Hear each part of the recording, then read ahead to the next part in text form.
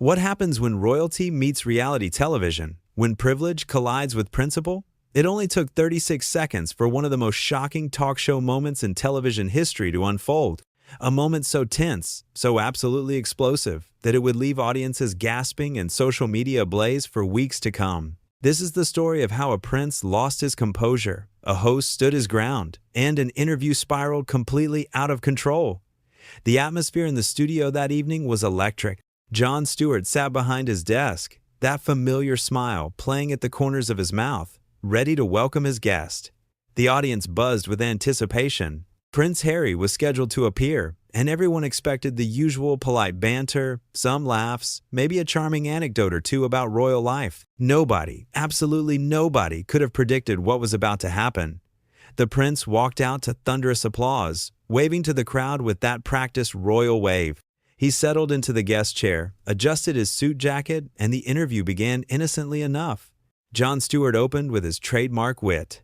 "So, welcome to the show. I have to say, it is not every day we get actual royalty sitting in that chair." The audience chuckled. Harry smiled, but there was something off about it, something tight around the edges. Stewart continued, leaning forward with genuine curiosity. "You have been in the public eye your entire life. I cannot imagine what that must be like, growing up with cameras constantly following you around. How do you handle that kind of pressure?" Harry shifted in his seat, his jaw tightened just slightly. When he spoke, his voice carried an edge that had not been there moments before.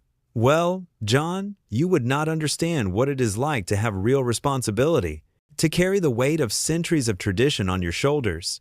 Some of us are born into greatness, and some of us, well, just make jokes for a living." The studio went completely silent. You could have heard a pin drop. The audience sat frozen, unsure if this was part of some elaborate bit. Stewart's smile faltered, just for a second, but he recovered quickly, keeping his voice calm and measured. "I see. Well, I think a lot of people would say that making people laugh, giving them a break from their struggles, that is pretty important work too. But let me ask you something else. You have spoken publicly about your own struggles with mental health, which I think is incredibly brave. What would you say to people out there who are dealing with similar challenges but do not have the resources you have access to?" It was a fair question, delivered with empathy, but Harry bristled visibly. His face flushed red, and when he responded, his voice rose several notches. "What would I say? What would I say? How dare you suggest that I do not understand what regular people go through?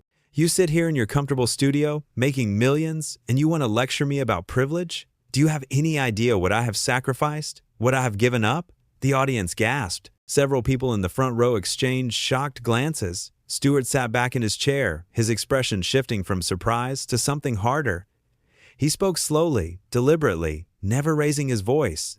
"I am not lecturing you about anything. I asked you a sincere question because I thought you might have something meaningful to share with people who look up to you. But if you came here to insult me and my profession, I think we might need to reconsider how this conversation goes." Harry stood up abruptly, the sudden movement making his chair screech against the floor. His face was now completely red, and he jabbed his finger toward Stewart.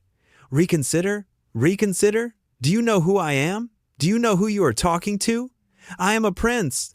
My family built empires while your ancestors were doing whatever it is common people do."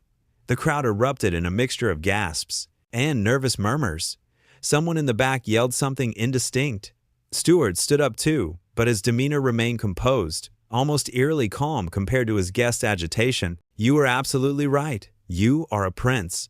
And I'm just a comedian, but this is my show, and in this studio, we treat everyone with respect, including me. So if you cannot do that, then I'm going to have to ask you to leave." Harry laughed, but it was not a pleasant sound. It was bitter, mocking. He spread his arms wide, addressing the audience now. "Did you all hear that? He is going to ask me to leave. This peasant, this court jester, thinks he can tell me what to do. This is absolutely priceless." The audience was no longer just shocked, they were uncomfortable. Several people started booing, not loudly at first, but it grew. Stewart raised his hand, and the crowd quieted slightly. When he spoke again, his voice cut through the tension like a blade. "I invited you here as a guest. I was looking forward to having a real conversation with you. But instead, you have come here and insulted me, insulted this show, insulted these people who took time out of their lives to be here tonight. And you know what? Title or no title, that is not okay. Harry took a step towards Stewart, his voice dripping with contempt. Not okay, not okay. You do not get to tell me what is okay. You are nothing. You are absolutely nothing compared to what I represent. My family has been ruling for generations while people like you were entertainment for us. You exist to amuse us, to serve us. How dare you speak to me this way? That was it. That was the moment everything shattered. The audience erupted in boos now, loud and sustained. Stewart shook his head slowly, and for the first time, real disappointment crossed his face. You know what is truly sad? I actually thought you were different. I thought you had learned something from your experiences, that maybe you had grown. But all I see standing in front of me right now is someone who thinks a title gives them the right to treat people like they are beneath them. And that is not how we do things here. Stewart turned and gestured to someone off camera. Two security personnel appeared from the wings, walking calmly but purposefully toward the stage. Harry saw them coming and let out another bitter laugh. Oh, this is rich. This is absolutely rich. You are actually going to have me escorted out? Me? Do you have any idea what kind of trouble you are getting yourself into? The kind of consequences this will have for you? Stewart crossed his arms, his voice steady and clear. The only consequence I care about right now is making sure my staff and my audience are treated with dignity. So yes, I am asking you to leave. And if you will not go voluntarily, then these gentlemen will help you find the exit. The security guards stood on either side of Harry, not touching him, but their presence was unmistakable. Harry looked around wildly, as if expecting someone to come to his defense, to tell him this was all a mistake, but the audience continued to boo. Some people were on their feet now, shouting. Harry pointed at Stewart one more time, his face twisted with rage. You have no idea what you have just done. No idea. This is not over. Not by a long shot. Stewart did not flinch. He simply nodded toward the exit. The door is that way. For a long moment, Harry stood there, breathing heavily, his fists clenched at his sides. Then, finally, he turned on his heel and stormed toward the exit, the security guards following at a respectful distance. As he reached the edge of the stage, he spun back around one last time. You are all going to regret this. Every single one of you. You have no idea who you are dealing with. And then, he was gone, disappearing through the curtain and out of sight. The studio fell into stunned silence. People looked at each other, mouths hanging open, trying to process what they had just witnessed. Stewart stood there for a moment, running his hand through his hair, clearly shaken, but trying to maintain his composure. Then he turned back to the audience, and slowly, that familiar wry smile returned to his face. Well, that was something. I apologize to all of you for having to witness that. When we invited him here, we hoped for a thoughtful conversation. What we got was, well, you all saw it. Someone in the audience shouted, "Good for you, Jon." Others started clapping, slowly at first, then building into thunderous applause. Stewart raised his hands, trying to calm them down. Look, I do not take any pleasure in what just happened, but I meant what I said. Nobody, and I mean nobody, gets to come into this space and treat people like they are less than human. I do not care what your title is. I do not care who your family is. Basic respect is not negotiable. The applause grew even louder. Stewart waited for it to die down before continuing. You know, the thing that gets me, the thing that really bothers me about all of this, is that he had a platform. He had a chance to share something meaningful, to connect with people who might be struggling with some of the same things he has talked about struggling with. And instead, he chose to, well, you saw what he chose to do. Someone from the crew handed Stewart a glass of water. He took a long drink, clearly trying to collect himself. When he set the glass down, he looked directly into the camera. Here is what I want everyone watching at home to understand. That display you just witnessed, that attitude, that is not strength. That is not confidence. That is insecurity masked as arrogance. Real strength is treating people with kindness regardless of who they are or where they come from. Real confidence is being able to have a conversation without resorting to insults and intimidation. The audience responded with scattered applause and several shouts of agreement. Stewart nodded, acknowledging them, then continued. And you know what else? I feel sorry for him. I really do. Because imagine going through life thinking that your worth comes from a title, from who your ancestors were, rather than from who you are as a person. Imagine being so disconnected from reality that you think you can treat people however you want and face no consequences. That is not a life I would want to live." He paused, letting those words sink in. The studio was quiet now, everyone hanging on his every word. "Look, I'm not naive. I know there are going to be people who come after me for this. I know there are going to be headlines and hot takes and all of that, but I stand by what I did. If standing up for basic human decency means dealing with some backlash, then so be it. That is a price I'm willing to pay." The audience rose to their feet, clapping and cheering. Stewart smiled, genuinely touched by the response. "Thank you, really, thank you. But honestly, you all should not be applauding me. You should be applauding yourselves for having the common sense to know that what you just witnessed was wrong. That takes courage too, to see something unacceptable and actually recognize it as such." He walked to the front of his desk, sitting on the edge, his posture more relaxed now. "Can I tell you what really gets me though? The hypocrisy of it all. He has spent years talking about wanting to be seen as normal, wanting to escape the constraints of royal life, wanting to be treated like everyone else. And then he comes in here and pulls that, talking about how people exist to serve him. You cannot have it both ways. You cannot demand to be treated like a regular person and then throw your title around the moment things do not go your way." More applause rippled through the crowd. Stewart waited for it to quiet down again. You know, when his people first reached out about doing the show, I was excited. I thought, here is someone who has been through real struggles, who has been open about mental health, who seems to genuinely want to make a difference. I thought we could have a meaningful conversation about privilege, about responsibility, about using your platform for good. Instead, what I got was a masterclass in entitlement. He shook his head, a rueful expression crossing his face. And the thing is, I tried. Did you all hear me? I tried to give him an out. I gave him multiple opportunities to reset the conversation, to take a breath and maybe realize that he was coming across, well, poorly. But every time, he doubled down. Every time, he made it worse. At a certain point, you have to accept that someone is showing you exactly who they are. A woman in the third row called out, "You did the right thing." Others echoed the sentiment. Stewart gave them a small, grateful nod. "I appreciate that. I really do. But honestly, I'm just sad about the whole thing. Sad that it happened. Sad that we're even having this conversation. Because at the end of the day, this did not need to be so difficult.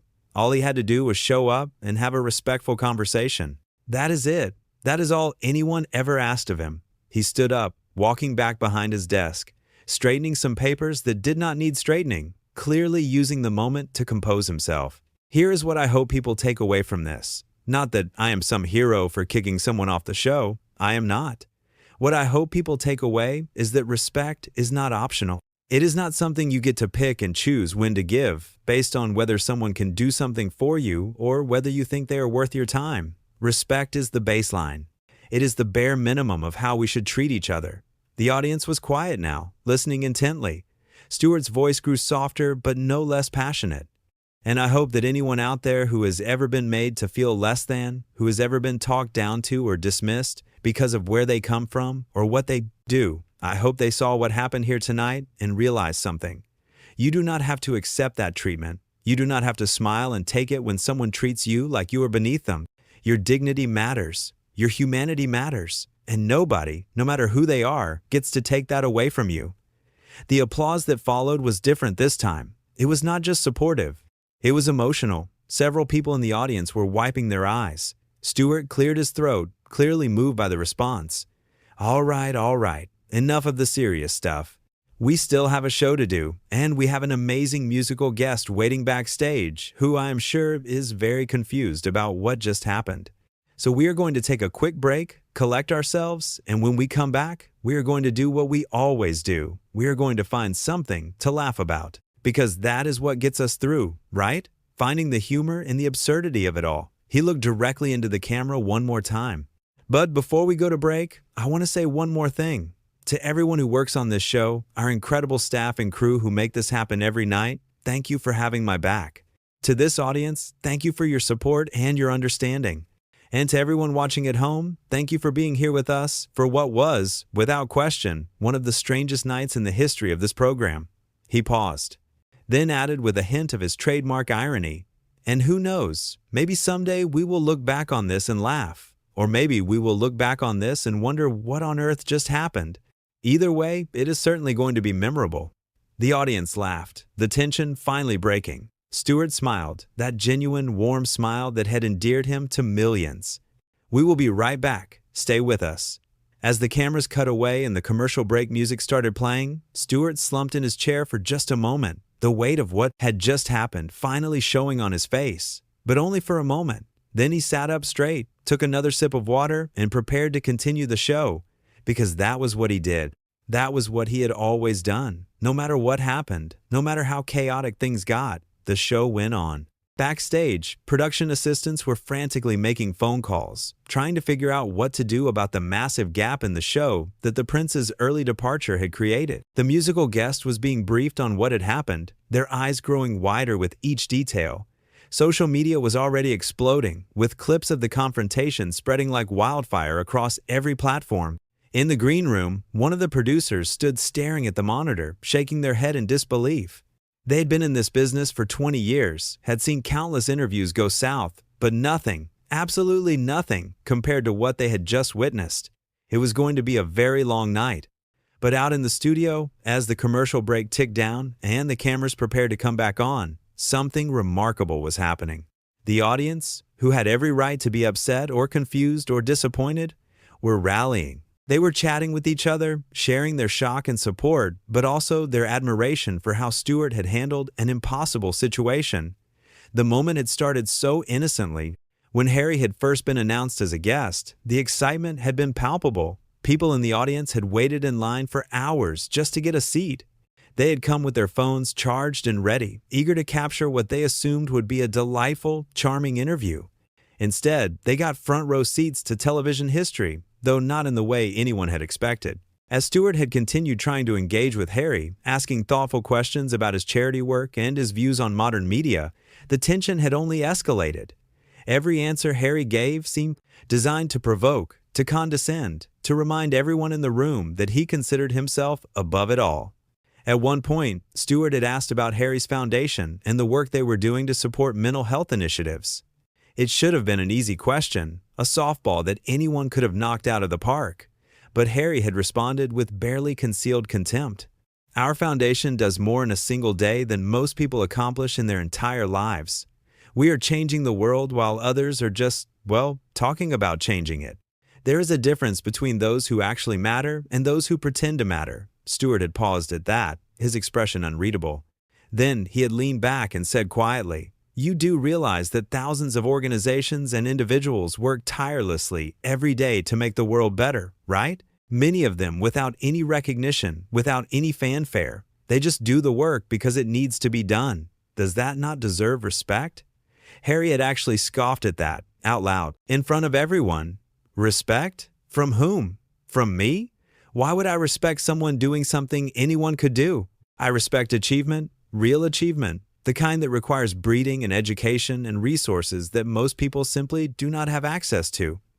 The audience had started to turn at that moment. You could feel it in the room, the way people shifted in their seats, the uncomfortable murmurs that rippled through the crowd. Stewart had glanced at them, then back at Harry, and you could see him making a decision about how to proceed. "So what you are saying is that people are only worthy of respect if they come from the right family or have access to certain resources? That is a pretty narrow view of humanity, is it not?" Harry had stood up at that point, not in preparation to leave, but to loom over Stewart's desk, to use his physical presence as a form of intimidation. "It is not narrow, it is realistic. The world is divided into those who lead and those who follow, those who matter and those who do not. I am sorry if that truth makes you uncomfortable, but someone needs to say it." Stewart had stood up too then, not to match Harry's aggressive posture, but simply to meet him eye to eye. No, someone does not need to say that, because it is not true. Every person has value. Every person deserves dignity. And if you cannot see that, if you genuinely believe that some people matter more than others based on accidents of birth, then I honestly feel sorry for you. That was when Harry had really lost it. His face had gone from red to purple, and he had started jabbing his finger in the air, punctuating each word with a sharp gesture. "Feel sorry for Emmy? You feel sorry for Emmy? I am a prince. I have traveled the world, met with presidents and prime ministers, done things you could never dream of. And you, a television host, a comedian, you feel sorry for me? The audacity is truly breathtaking. The audience had started booing then, really booing, and Harry had turned on them with fury in his eyes. Oh, boo all you want. All of you sitting there in your cheap seats, living your ordinary little lives. You think you can judge me? You think any of you are qualified to have an opinion about someone like me? It is laughable. Stewart had raised his voice then for the first time, not shouting, but projecting, making sure everyone could hear. That is enough. You do not get to insult these people. They came here to enjoy a show, to be entertained, maybe to learn something. They did not come here to be told they do not matter because they were not born into the right family. Harry had laughed then, that bitter, mocking sound that seemed to fill the entire studio. Oh, is that what this is about? You are worried about their feelings? How precious. How absolutely precious. This is my mistake, I suppose. I should have known better than to come to a place like this, to waste my time with people who cannot possibly understand what it means to be important. And that was when Stewart had called for security, not in anger, not even in frustration, but with a kind of sad finality in his voice. I really tried to have a conversation with you, but you have made it clear that you are not interested in conversation. You are only interested in talking down to people. So I am going to ask you one more time to leave voluntarily. If you will not, I will have you escorted out. Harry had looked around the studio wildly, as if expecting someone to come to his defense. But the audience was standing now, not in support of him, but in support of Stewart. They were chanting, "Jon, Jon, Jon," over and over, drowning out whatever Harry was trying to say. The security guards had approached slowly, professionally, their hands held out in a non-threatening gesture. One of them had said, loud enough for the microphones to pick up, "Sir, we need you to come with us. Please do not make this more difficult than it needs to be." Harry had looked at them, then at Stewart, then at the audience, and for just a moment, you could see something flicker across his face. Maybe it was realization, maybe it was embarrassment, maybe it was just shock that his behavior had actually led to consequences. But whatever it was, it disappeared quickly, replaced by renewed anger. "You are all going to pay for this," he had hissed, his voice low and venomous. "Every single one of you. You have no idea what you have started. No idea what this is going to cost you. I will make sure of it." Stewart had not even flinched. He had simply pointed toward the exit and said, in a voice so calm it was almost eerie, "The door is right there. Please use it." As Harry had stormed off, he had knocked over a plant near the edge of the stage, sending dirt and leaves scattering across the floor. He had not even paused, had not looked back, had just kept walking until he disappeared through the curtain and was gone. The silence that had followed was deafening. Everyone in that studio had just witnessed something unprecedented, something that would be talked about for years to come. And in that silence, Stewart had stood there, his shoulders slightly slumped, clearly processing what had just happened. Then someone in the audience had shouted, "We love you, Jon." And it was like a dam breaking. The applause had started, growing louder and louder until the entire studio was on its feet, clapping and cheering, not just for Stewart, but for what he represented in that moment. Standing up for dignity, standing up for respect, standing up for the idea that nobody is above basic human decency. Now, as the commercial break wound down, Stewart took a deep breath and looked out at the audience. They were still buzzing with energy, still processing everything they had seen. He gave them a small nod, a gesture of acknowledgement and appreciation, and prepared to bring the show back from break. When the cameras came back on and Stewart welcomed everyone back to the show, his voice was steady. The musical guests performed brilliantly, seemingly unfazed by the drama. The audience sang along, clapped, and, for a while, it felt like a normal show again. But as the show wound down and Stewart gave his closing remarks, there was a weight to his words that everyone in that studio could feel. He was not just wrapping up another episode, he was closing a chapter on something bigger. And when the cameras cut and the lights came down, the audience did not rush for the exits. They lingered, talking to each other, sharing their thoughts about what they had witnessed, because they knew they had been part of something important, something that mattered. They had seen someone stand up for what was right, even when it was hard. And in that moment, in that studio, on that night, they learned something valuable about dignity, respect, and courage.